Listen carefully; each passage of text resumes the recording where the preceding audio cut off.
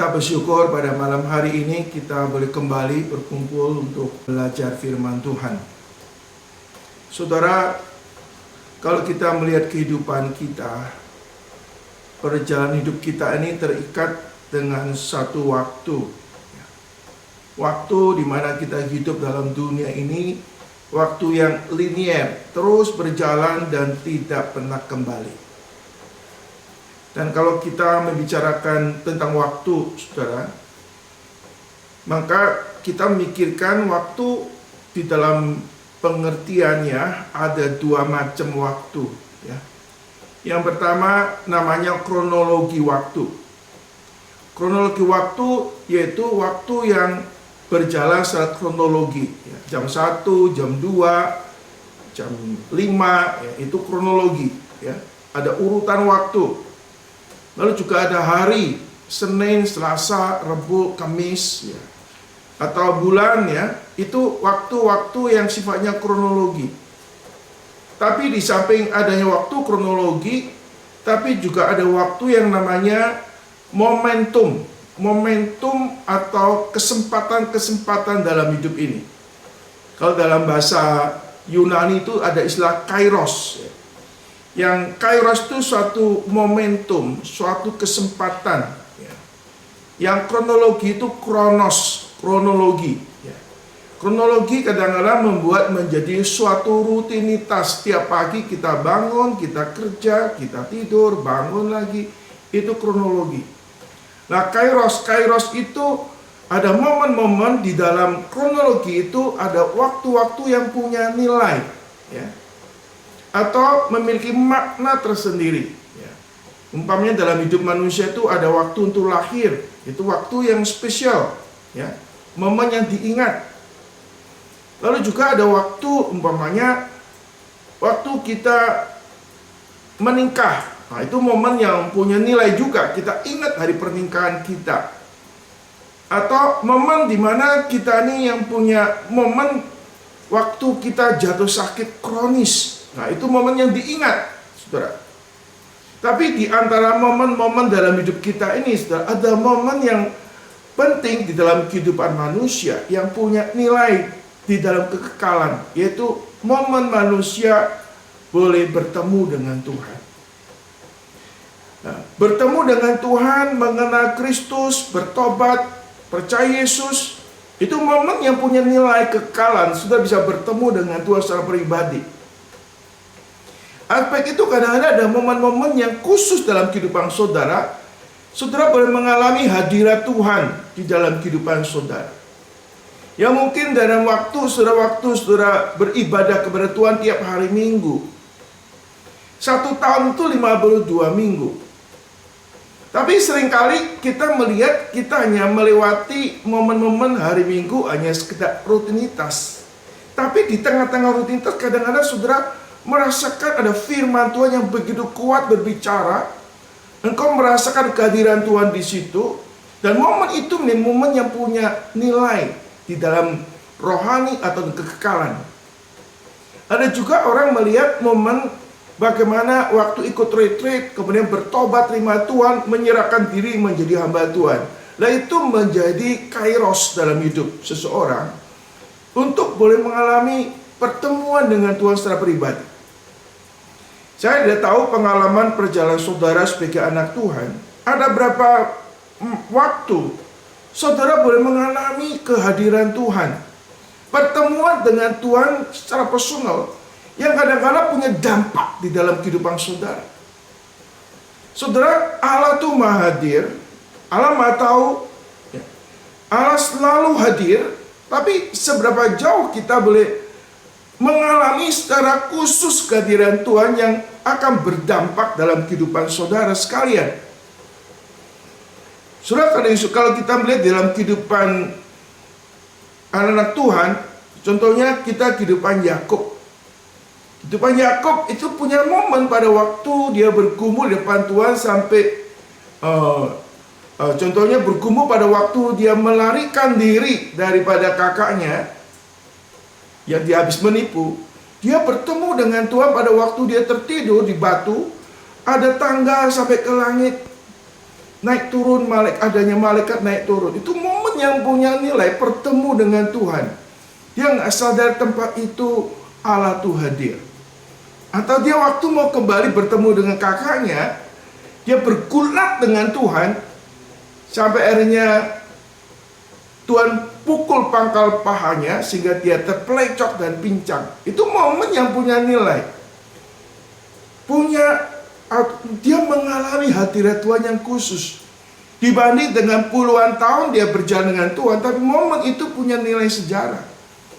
Seperti Abraham, momen yang paling penting di dalam kehidupan Abraham, waktu dia pergi ke Gunung Moria, mempersembahkan anaknya yaitu Ishak. Saudara, kata Yesus Kristus, ini adalah momen-momen yang boleh kata yang punya nilai di dalam kehidupan itu, momen bertemu dengan Tuhan.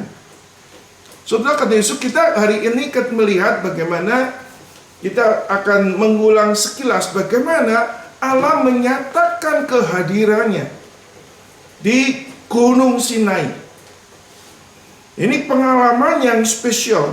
Allah menyatakan kebesaran, keagungan, kekudusannya di tengah-tengah orang Israel. Bahkan Musa sendiri ada rasa kekaguman yang besar. Momen itu dia boleh melihat kebesaran Tuhan yang sebelumnya dia belum pernah alami. Boleh kata gunung daripada Sinai itu menjadi mimbarnya Tuhan. Allah yang maha tinggi, yang bertata di surga, datang ke bumi, lalu memakai gunung Sinai itu tempat dia hadir di situ. Lalu Tuhan menyatakan kehadirannya kepada Musa, berbicara kepada Musa, dan orang Israel pun menyadari kehadiran Tuhan di situ. Orangnya tahu bahwa Allah berbicara kepada Musa secara khusus.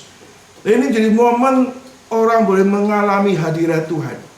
Baik Musa sebagai seorang mediator melihat kebesaran Tuhan.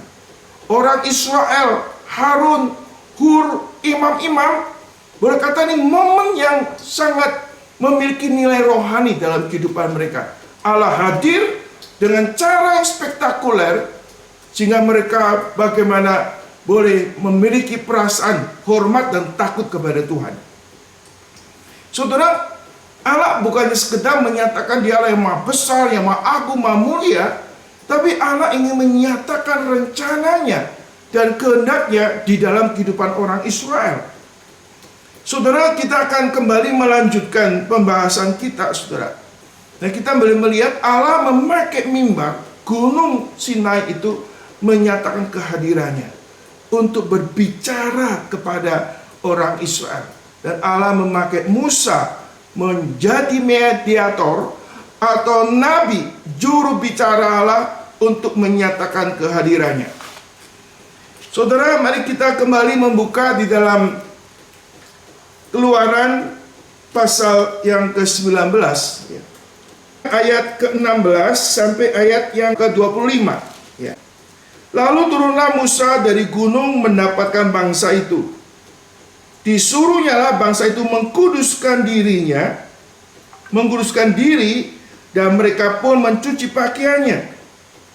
Maka kata Musa kepada bangsa itu, bersiaplah menjelang hari ketiga, dan janganlah kamu bersetubuh dengan perempuan. Dan terjadilah pada hari ketiga, pada waktu terbit fajar, ada buruh dan kilat dan awan padat di atas gunung, dan bunyi sangkakala yang sangat keras, sehingga gemetarlah seluruh bangsa yang ada di persamaan. Lalu Musa membawa bangsa itu keluar dari perjalanan menjumpai Allah, dan bersilah mereka pada kaki gunung. Gunung Sinai ditutupi seluruhnya dengan asap, karena Tuhan turun ke atasnya dalam api. Asapnya membumbung seperti asap dari dapur, dan seluruh gunung itu gemetar sangat. Bunyi sangkakala yang lama yang keras. Berbicaralah Musa, lalu Allah menjawabnya dalam gunung.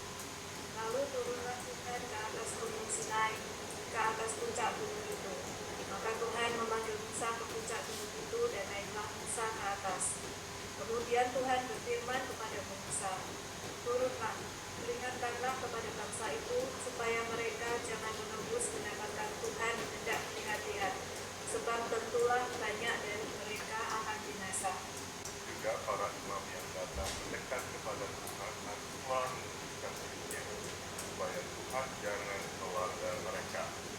Lalu berkatalah Musa kepada Tuhan, "Tidak akan mungkin bangsa itu mendaki gunung Sinai ini, sebab Engkau sendiri telah memperingatkan kepada kami.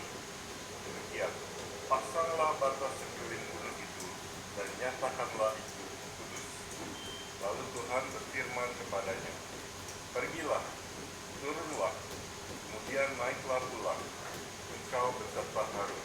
Tetapi para imam dan rakyat tidak boleh menembus untuk mendaki menghadap Tuhan, sebab mereka jangan dilandainya."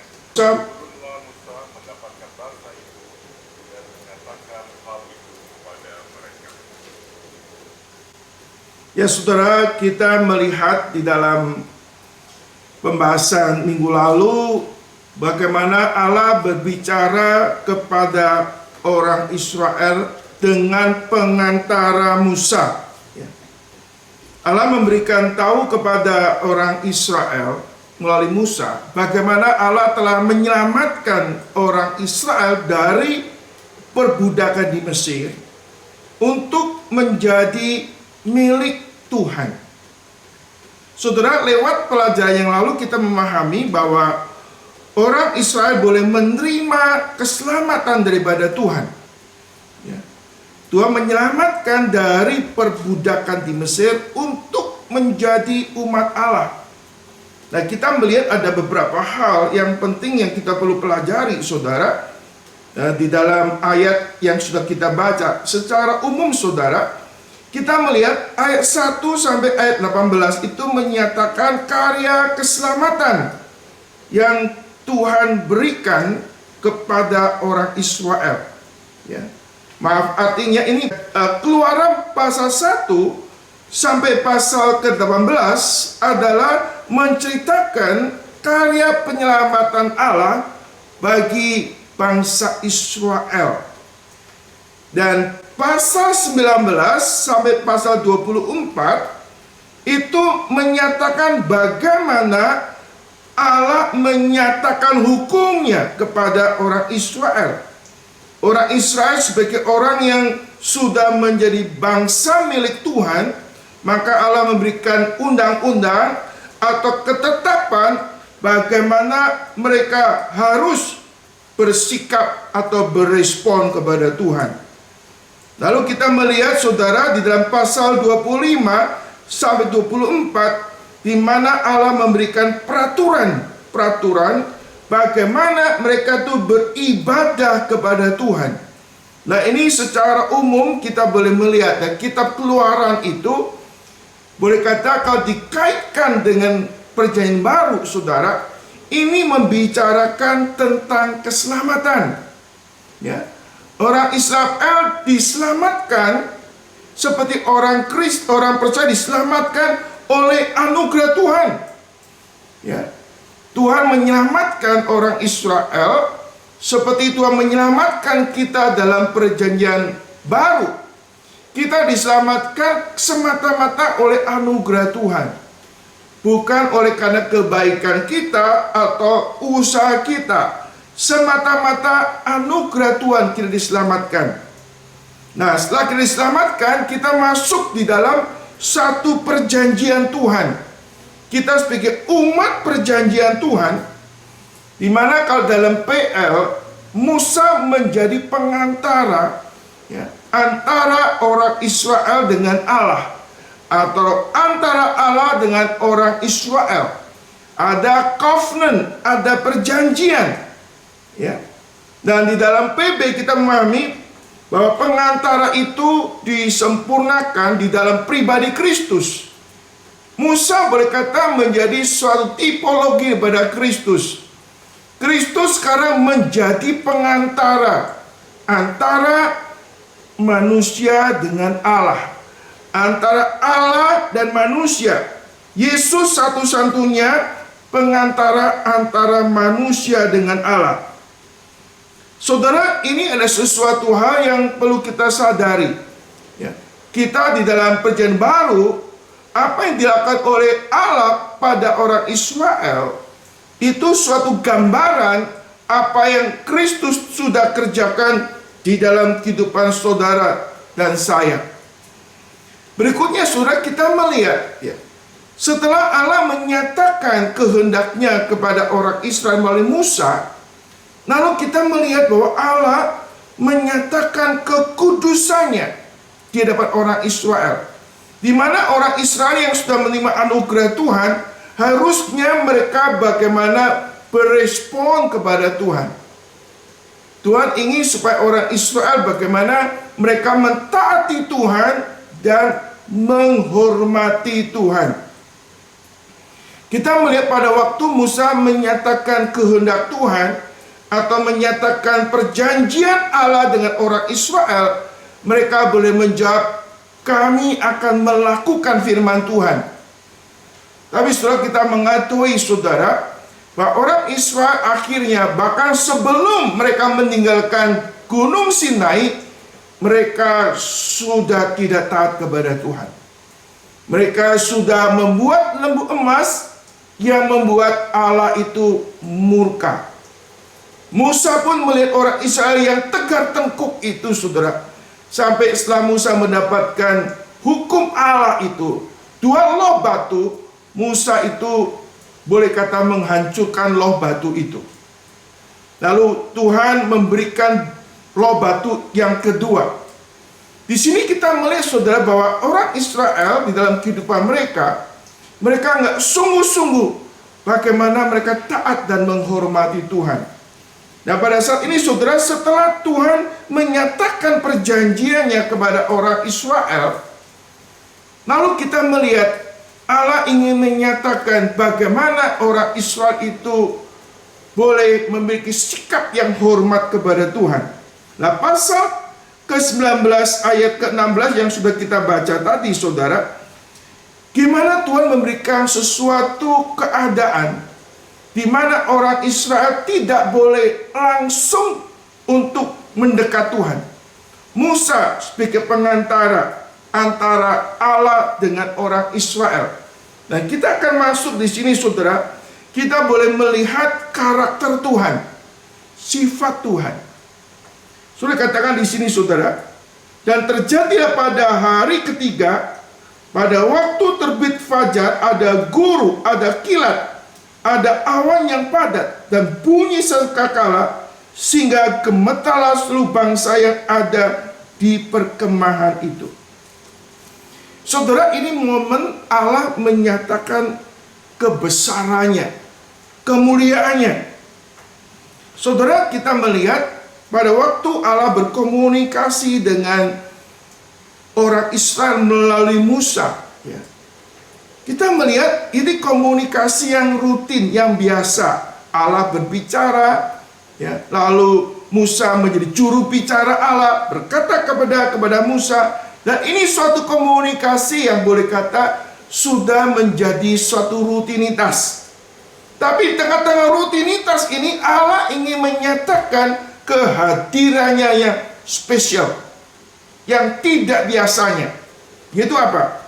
Di sini dikatakan Allah hadir disertai dengan guru, kilat, awan yang padat, bahkan bunyi sangkakala Allah yang keras, sehingga gemetarlah seluruh bangsa yang ada di perkemahan itu. Saudara, ini Allah menyatakan kebesarannya, keagungannya secara khusus, dan orang Israel itu gemetar. Di dalam penulis Ibrani, bukan hanya orang Israel yang gemetar, Musa pun gemetar. Coba kita lihat dalam Ibrani pasal yang ke-12 ayat 18 sampai 21. Sebab kamu tidak datang kepada gunung yang dapat disentuh dan api yang menyala-nyala, kepada kegelapan angin dan badai, kepada bunyi sangkakala, bunyi suara yang membuat mereka yang mendengarnya memohon supaya jangan lagi berbicara kepada mereka, sebab mereka tidak tahan mendengar perintah ini. Bahkan jika binatang pun menyentuh gunung, ia harus dilempari dengan batu. Dan sangat mengerikan pemandangan itu, sehingga Musa berkata, aku sangat ketakutan dan sangat gemetar. Saudara, keagungan Tuhan, kebesaran Tuhan dinyatakan secara khusus kali ini. Saudara, kalau kita melihat perjanjian baru, saudara, waktu Allah menyatakan diri, contohnya Tuhan menyatakan diri kepada para gembala-gembala di padang, maka pada waktu para gembala di padang itu melihat adanya malaikat Tuhan, maka mereka takut. Saudara. Lalu malaikat berkata, jangan takut. Nah, waktu ini saudara, kehadiran Tuhan itu diiringi dengan fenomena-fenomena yang supranatural. Gejala-gejala yang tidak biasa. Sampai ada trompet, suara trompet sekakala dari surga menggema di seluruh gunung Sinai itu, saudara. Ini suatu menyatakan Allah itu maha besar, maha agung. Tapi sekaligus saudara, kita melihat Allah yang maha besar, yang maha agung, tapi juga Allah yang kasih. Allah yang mengasihi orang Israel. Allah yang peduli kepada orang Israel. Allah yang kasih juga Allah yang mau didekati oleh manusia. Saudara, kata Yesus Kristus, kita melihat seringkali orang di dalam memahami Allah itu kurang adanya keseimbangan. Kadang-kadang kita memandang Allah yang imanen, Allah yang dekat dengan kita, Allah yang mau merendahkan diri, hadir menyertai memberkati kita, sehingga kita kurang respect kepada Tuhan. Sisi lain, sesungguhnya kita memahami Allah itu adalah Allah yang transenden, yang maha besar, yang maha mulia. Harusnya kita merasa gentar dan hormat kepada Tuhan. Saudara yang kasih Tuhan Yesus Kristus, waktu bangsa Israel di padang gurun, mereka kekurangan air, kekurangan makanan, mereka bersungut-sungut kepada Tuhan. Tuhan toleran, saudara. Tuhan kadang-kadang nggak langsung marah, tapi kali ini, saudara, Tuhan sudah sekian waktu direpotin terus sama orang Israel, tapi kali ini Allah menyatakan kebesarannya, keagungannya, sehingga orang Israel mulai memikir, ini Allah yang tidak bisa diabaikan. Ya, orang Israel tegar tengkuk. Ya, kalau kita punya anak yang boleh kata susah diatur, maunya sendiri, lalu orang tua tuh toleransi terus. Kadang-kadang anak-anak dikasih hati minta naik kepala, saudara. Ini Tuhan melihat ini ada tendensi orang Israel itu akan menjadi orang yang oban, susah dinasihatin. Maka jauh-jauh hari Allah menyatakan, aku adalah Allah yang maha kuasa, maha dahsyat, engkau jangan main-main dengan aku. Istilahnya Tuhan mengatakan demikian. Kita perlu, saudara, Allah itu Allah yang imanen, oleh Allah yang dekat. Tapi Allah itu juga Allah yang transenden, Allah yang maha tinggi, yang maha besar, yang maha mulia. Kadang-kadang kita setiap minggu ke gereja, kita sudah terbiasa, kita datang tanpa persiapan, kita datang sekedarnya, nggak ada rasa hormat, nggak ada rasa takut kepada Tuhan. Bahkan kita anggap kayak, ya kita pergi ke gereja kayak pergi ke mall atau pergi ke tempat-tempat umum, kurang menyadari kehadiran Tuhan di situ, saudara. Tanpa sadar kita sudah berdosa di depan Tuhan. Minggu lalu dalam diskusi dikatakan, jagalah langkahmu jikalau engkau datang ke rumah Tuhan. menghampiri untuk mendengar lebih baik daripada mempersembahkan korban. Saudara kasih Tuhan Yesus Kristus, Allah memberikan suatu pelajaran rohani kali ini. Melalui kehadirannya yang maha besar ini membuat orang Israel mulai memikirkan harus hormat kepada Tuhan. Kemudian ayat 17 dikatakan, lalu Musa bangsa itu keluar dari perkemahan untuk menjumpai Allah, dan berdirilah mereka pada kaki gunung. Saudara, Musa mengajak orang Israel itu keluar dari perkemahan menjumpai Tuhan. Gunung Sinai ditutupi seluruhnya dengan asap, karena Tuhan turun di atasnya dalam api. Asapnya membumbung seperti asap dari dapur. Seluruh gunung gemetar. Sangat bunyi sangkala makin lama makin keras. Berbicaralah Musa, lalu Allah menjawabnya dalam guru. Lalu turunnya Tuhan ke atas gunung Sinai, ke atas puncak gunung itu. Maka Tuhan memanggil Musa ke puncak gunung, dan naiklah Musa ke atas. Saudara kasih Tuhan Yesus, Musa minta orang Israel keluar dari perkemahan untuk menjumpai Tuhan. Saudara kasih Tuhan Yesus Kristus, ini cara daripada Tuhan. Tuhan minta orang Israel itu boleh merasakan kehadiran Tuhan. Merasakan kehadiran Tuhan yang menyentuh semua indera mereka. Saudara, kita melihat bagaimana Allah menyatakan kehadirannya. Mereka bisa melihat, mereka mencium bau, ada asap. Ya. Mereka boleh mendengar suara trompet. Lalu mereka juga merasakan panasnya api. Dan mereka melihat suatu kemuliaan Tuhan meliputi mereka. Boleh kata seluruh indera mereka boleh mengecap kehadiran Tuhan. Boleh kata mereka hanya tidak harus berespon kepada kehadiran Tuhan. Ya. Bukannya sekedar intelektual mereka, tapi seluruh indera mereka ini merasakan kehadiran Tuhan. Dari mata, dari hidung, dari telinga, sampai indera perasa, boleh kata menyatakan kehadiran Tuhan di situ. Saudara Yesus Kristus, Tuhan boleh menyatakan kehadiran secara khusus kepada orang Israel. Untuk menyatakan dia adalah Allah yang Maha Kudus, yang Maha Mulia.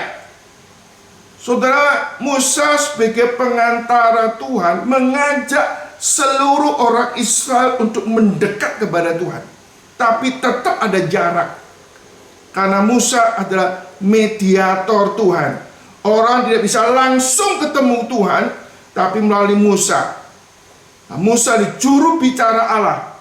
Kalau dalam Perjanjian Baru kita mengatakan Kristus adalah mediator, pengantara antara manusia dengan Allah. Saudara-saudara Yesus Kristus, kita melihat lalu turunlah Tuhan ke atas gunung Sinai. Di atas puncak gunung itu Allah memanggil Musa. Ke puncak itu naiklah Musa ke atas. Saudara, kita melihat saudara, hanya Musa yang diizinkan naik ke atas. Lain tunggu dulu, tidak boleh langsung. Saudara, kita melihat Musa naik ke atas bukan sembrono naik ke atas. Kalau Tuhan tidak minta dia naik, dia nggak naik. Dia naik juga dengan gemetar. Tadi dalam surat Ibrani mengatakan Musa juga ada takut dan gemetar kepada Tuhan. Allah adalah api yang menghanguskan. Kalau kita tidak menghormati Tuhan, kita menganggap remeh Tuhan, maka Tuhan itu adalah api yang menghanguskan. Maka kita waktu beribadah di dalam masa anugerah toleransi Tuhan, kita jangan mempermainkan Tuhan. Saudara, di dalam Ibrani pasal ke-12 Ada ayat yang perlu kita ingat yang masih ada hubungannya, saudara. Kita melihat Ibrani pasal 12 ayat 28-29. Di sini katakan, jadi karena kita menerima kerajaan yang tidak tergoncangkan, marilah kita mengucap syukur dan beribadah kepada Allah menurut cara yang berkenan kepadanya dengan hormat dan takut. Sebab Allah kita adalah api yang menghanguskan. Saudara, kalau kita melihat Allah menyatakan kebesarannya, kedahsyatannya, ya kadang-kadang orang menganggap sepi, maka kadang-kala Allah menyatakan kekudusannya dengan menghukum orang yang tidak menghormati Dia. Saudara, di dalam Alkitab kita melihat bagaimana Tuhan menghukum yang namanya Hofni dan Pinehas. Lalu juga Allah menghukum adanya Nabat dan Abihu, yaitu anak-anak Harun. Anak-anak Harun tidak menghormati Tuhan dan mereka dihukum oleh Tuhan. Kemudian anak-anak Imam Eli, Hofni dan Pinehas juga tidak menghormati Tuhan, maka Tuhan menghukum mereka. Ini menyatakan bahwa Allah yang Maha Kudus itu tidak boleh dipermainkan. Ada masanya Allah itu panjang sabar, toleransi, tapi Allah tidak membiarkan dirinya dipermainkan. Allah yang Maha Kudus, Allah bisa menghukum, bahkan Allah hanya bisa membinasakan orang yang tidak menghormati Dia. Salah satunya saya katakan tadi, Nabat dan Abihu, kemudian Hofni dan Pinehas. Dua-duanya orang-orang di dalam inner circle. Yang satu anaknya Harun, yang kedua anaknya Imam Eli. Allah tidak memandang bulu. Bahkan Allah menyatakan kekudusannya kepada orang karibnya, orang yang dekat kepada Dia. Saudara, kita melihat bahwa Allah adalah Allah yang tidak bisa dipermainkan. Saudara, kita melihat, saudara, bagaimana Musa menjadi wakil Tuhan. Allah Maha Kudus itu. Dan Musa ingin menyampaikan kepada orang Israel supaya mereka betul-betul menghormati Tuhan. Berikutnya sudah dikatakan di sini, saudara, ayat yang ke-21. Kemudian Tuhan berfirman kepada Musa, turunlah, peringatkanlah kepada bangsa itu, supaya mereka jangan menembus, mendapatkan Tuhan hendak melihat-lihat. Sebab tentunya banyak dari mereka akan binasa. Juga para imam yang datang mendekat kepada Tuhan haruslah mengkuduskan dirinya, supaya Tuhan jangan melanda mereka. Lalu berkatalah Musa kepada Tuhan, tidak akan mungkin bangsa ini mendaki gunung Sinai ini, sebab engkau sendiri telah memperingatkan kepada kami.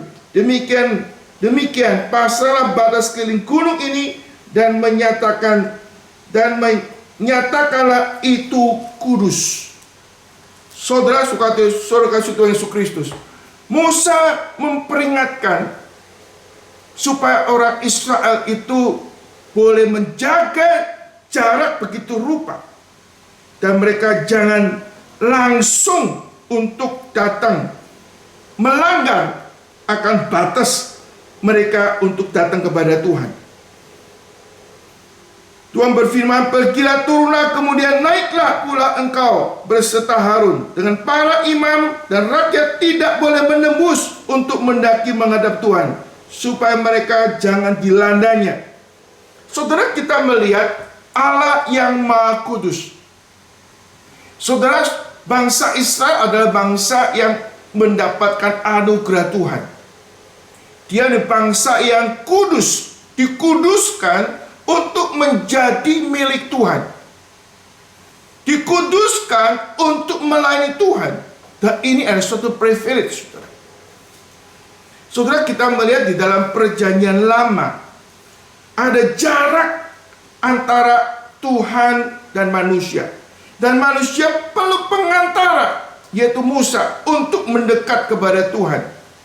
Saudara, tetapi setelah kita percaya kepada Kristus Yesus,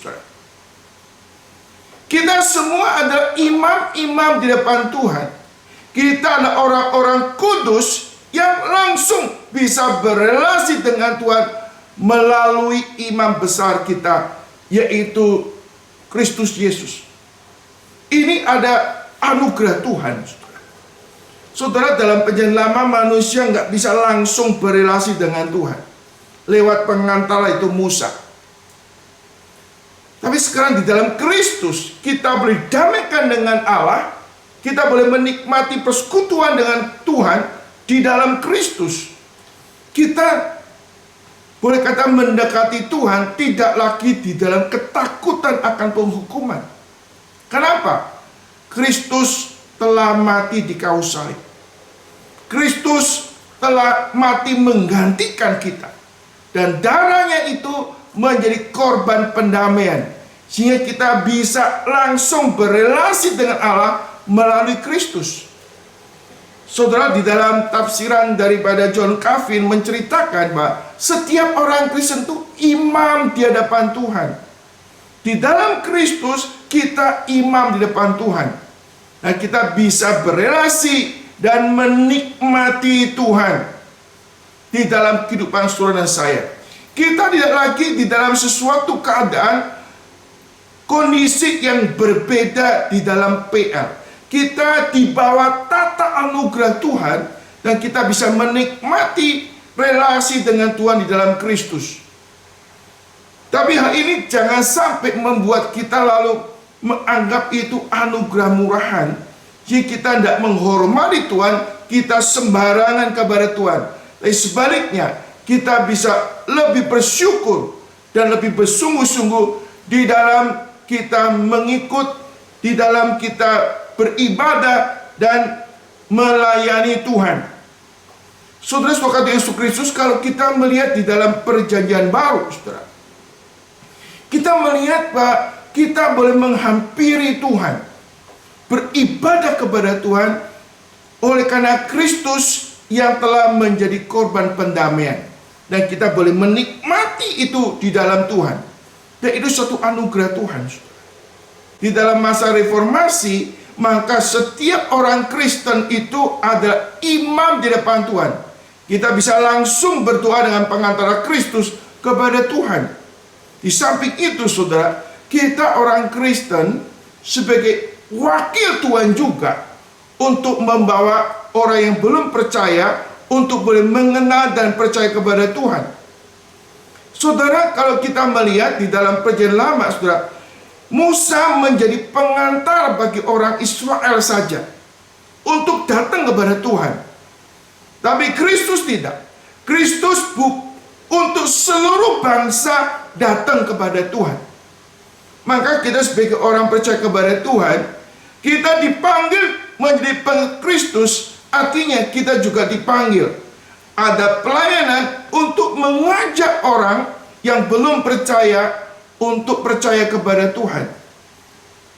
Bukan hanya sekedar seperti Musa, hanya membawa orang Israel untuk datang kepada Tuhan.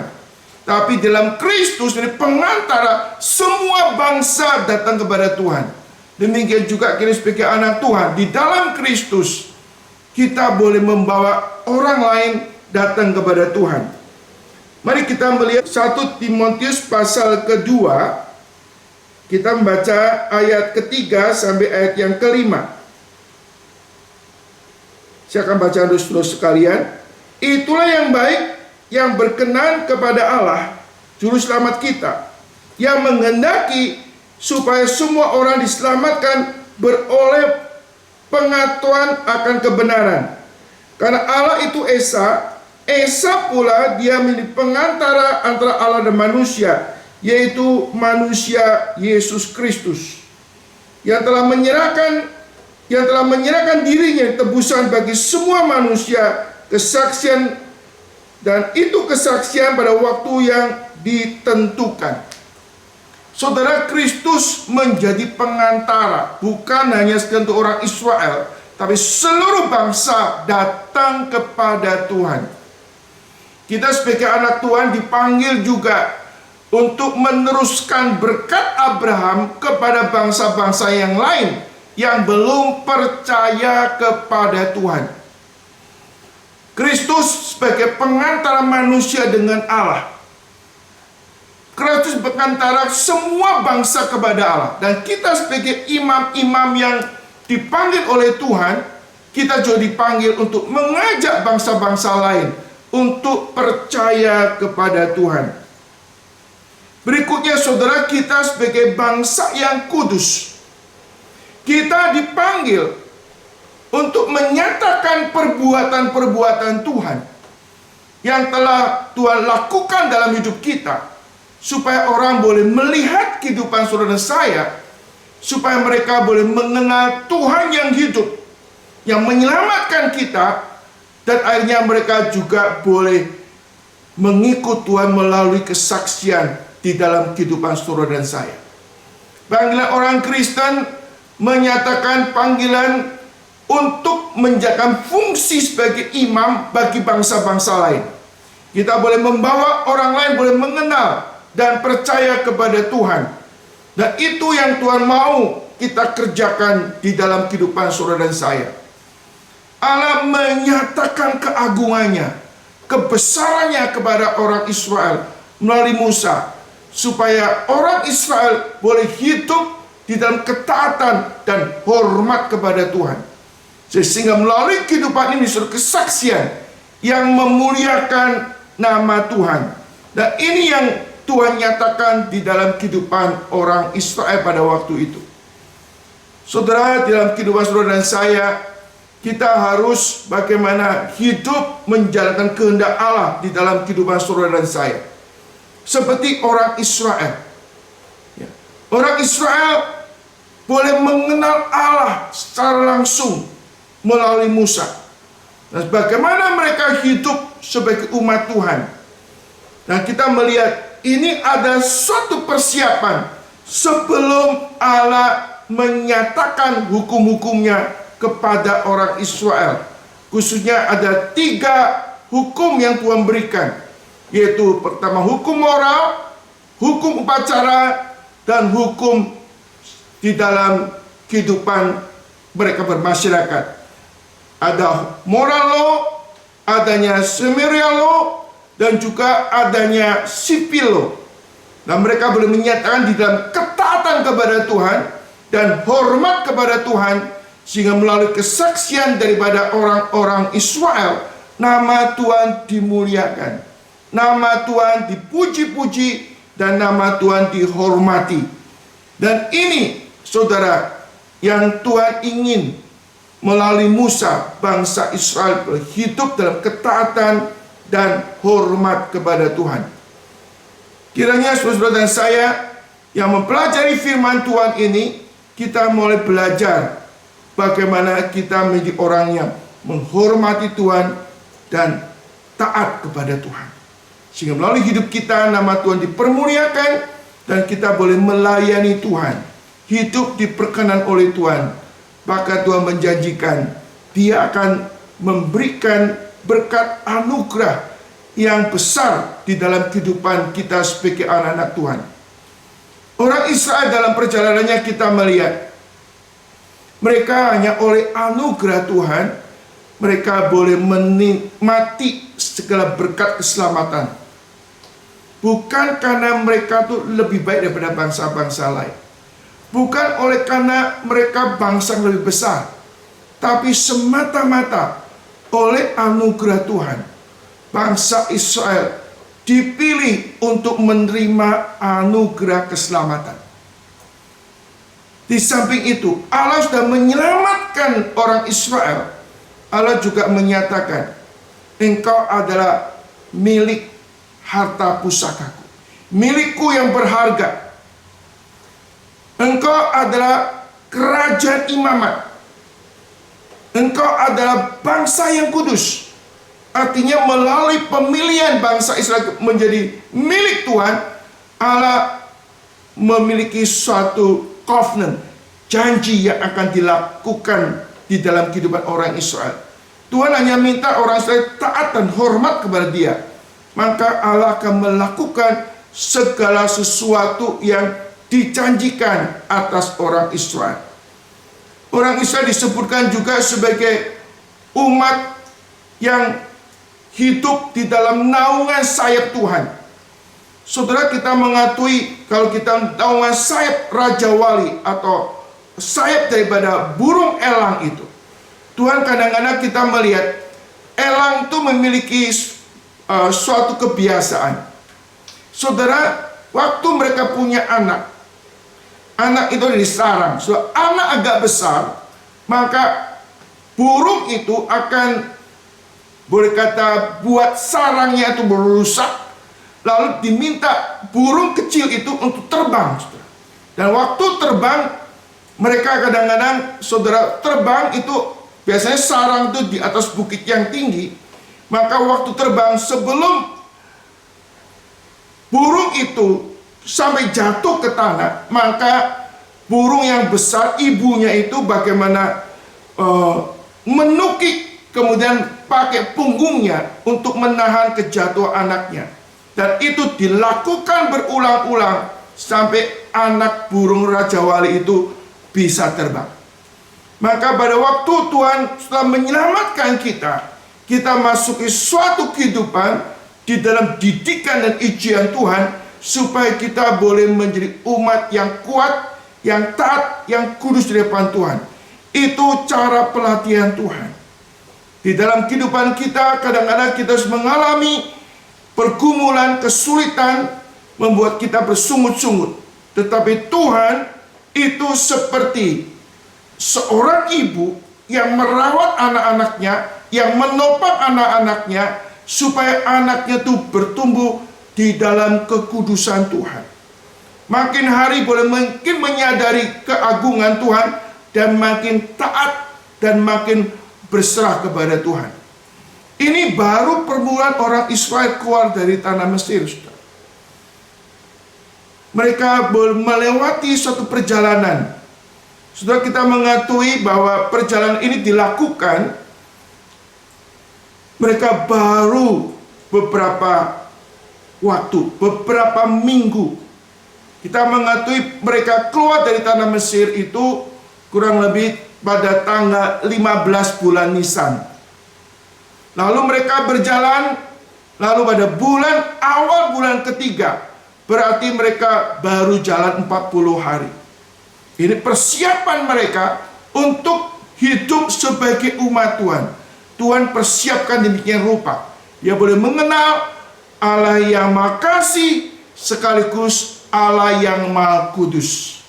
Kita sebagai orang percaya memahami Allah dalam perjalanan kehidupan kita. Allah ingin supaya kita boleh mengenal Dia. Allah yang kasih, Allah yang sabar, Allah yang panjang sabar, sekaligus Allah yang Maha Kudus. Allah yang setia, Allah yang baik, tapi sekaligus Allah yang tidak bisa dipermainkan. Makin hari dalam perjalanan hidup kita, kita boleh makin mengenal Tuhan. Makin mengenal Tuhan membuat kita makin bisa berespon dan menghormati Tuhan. Salah satu tanda seseorang yang bertumbuh di dalam kehidupan rohani, yang pertama dia makin mengenal Allah, mengenal kekudusan Allah, mengenal kebaikan Allah. Waktu orang mulai mengenal kekudusan Allah, kebaikan Allah, maka dalam perjalanan hidupnya dia makin taat dan menghormati Tuhan. Kita bisa melihat bagaimana orang makin bertumbuh rohani, berarti dia makin taat kepada Tuhan. Makin bertumbuh rohani, dia boleh makin menghormati Tuhan, makin perasaan takut kepada Tuhan. Dia akan berusaha untuk hidup menyenangkan Tuhan. Itu suatu tanda orang yang bertumbuh di dalam kerohanian. Nah, salah satu contoh yang paling jelas yaitu di dalam kehidupan Musa. Musa adalah orang yang mengenal Allah. Dia boleh mengatakan Allah yang maha besar, yang maha dahsyat, tapi juga Allah yang maha kasih. Dia bisa dekat sama Tuhan, menikmati Tuhan, sekaligus menghormati Tuhan. Kiranya kita boleh bertumbuh dalam kerohanian, makin mengenal kebesaran Tuhan, makin kita dekat kepada Tuhan, makin melihat juga anugerah Tuhan, kemurahan Tuhan, ada keseimbangan dalam hidup kita. Dan waktu kita makin dewasa, kita boleh makin hidup menjadi saksi Tuhan. Lalu hidup kita banyak orang yang boleh kita menangkan kepada Tuhan. Kiranya Tuhan memberkati firman-Nya, menguatkan kita, semakin hari semakin boleh hidup menjadi orang yang berkenan kepada Tuhan.